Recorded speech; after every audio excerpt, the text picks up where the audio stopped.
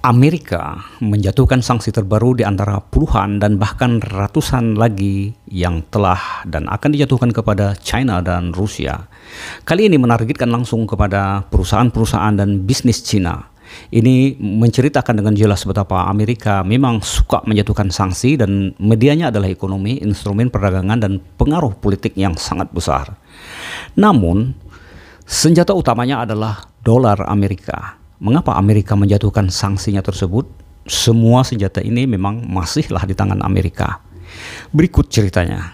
Baru-baru ini China memprotes sanksi terbaru Amerika Serikat atau AS yang dijatuhkan terhadap sejumlah perusahaannya karena dugaan upaya mereka menghindari kontrol pasar yang diberlakukan Washington terhadap Rusia.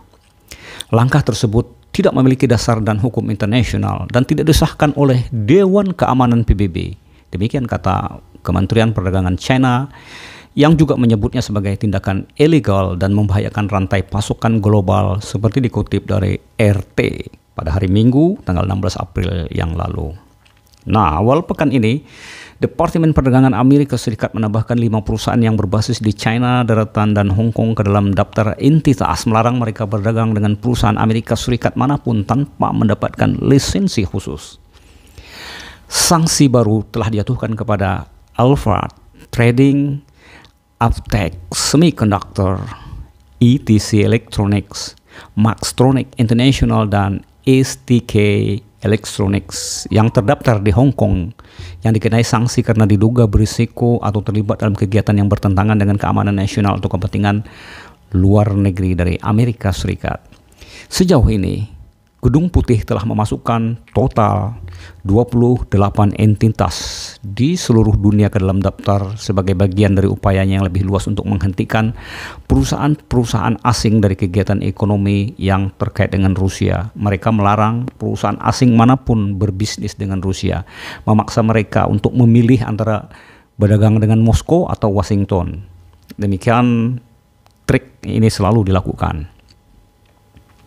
Kata Cina, ini adalah sanksi sepihak yang khas, bentuk yurisdiksi lengan panjang yang secara serius merusak hak dan kepentingan perusahaan yang sah dan mempengaruhi keamanan dan stabilitas rantai pasokan global. China dengan tegas menentang ini.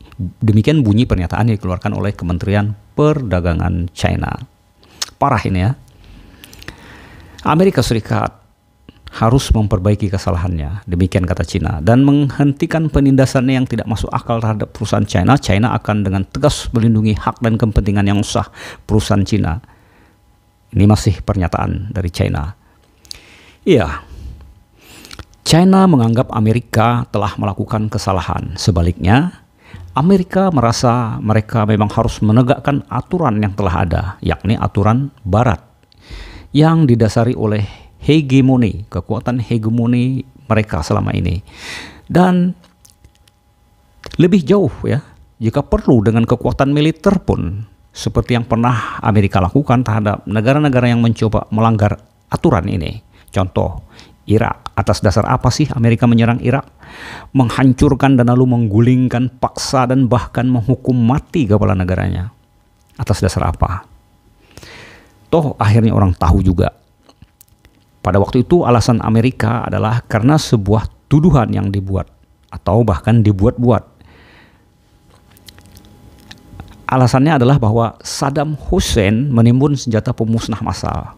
Tapi apa yang terjadi setelahnya? Irak yang kaya minyak itu diserang sampai hancur lebur. Rakyatnya menderita. Ini tidak bisa dibantah. Saddam Hussein-nya ditangkap lalu dihukum mati. Setelah itu baru ketahuan tuduhan tersebut sama sekali tidak terbukti dan bahkan beberapa pihak di Pentagon. Ini artinya orang dari kalangan pemerintah Amerika sendiri menyesalinya. Pentagon itu kan militernya ya. Menyesalinya karena tertipu oleh senario politik negaranya sendiri yang dikendalikan oleh segelintir pengambil keputusan yang sangat berpengaruh. Dan ini sangat berbahaya sekali. Banyak negara-negara akhirnya khawatir bahwa hal seperti ini bisa saja menarget mereka. Akan tetapi untungnya sekarang dunia sudah multipolar. Adidaya Amerika mulai mendapatkan saingannya. Tapi selagi dolar masih perkasa, Amerika tetaplah penguasa yang tidak terbantahkan.